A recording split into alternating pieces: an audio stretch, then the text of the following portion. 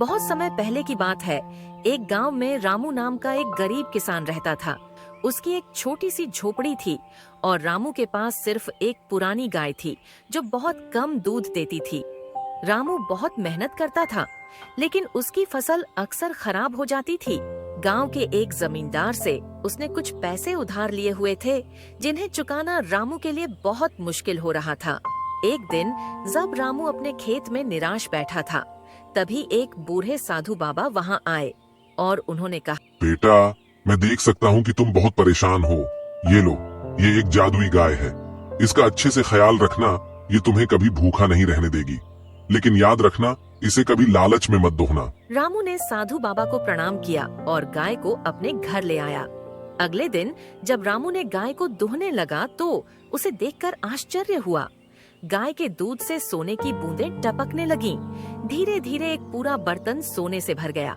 रामू बहुत खुश हुआ। अब रामू धीरे धीरे अमीर बनने लगा। उसने अपना घर ठीक करवाया, नए कपड़े खरीदे और जमींदार का उधार भी चुका दिया। गांव में रामू की संपत्ति बढ़ती देखकर गांव के लोग हैरान थे, लेकिन वह किसी को जादुई गाय के बारे में नहीं बताता था। रामू अब अमीर तो हो गया था, लेकिन धीरे धीरे उसके मन में लालच उत्पन्न हो रहा था। वह सोचने लगा, अगर यह गाय रोज इतना सोना दे सकती है तो क्यों न एक ही बार में पूरा सोना निकाल लिया जाए। एक रात लालच में आकर रामू ने गाय को काटने का फैसला किया।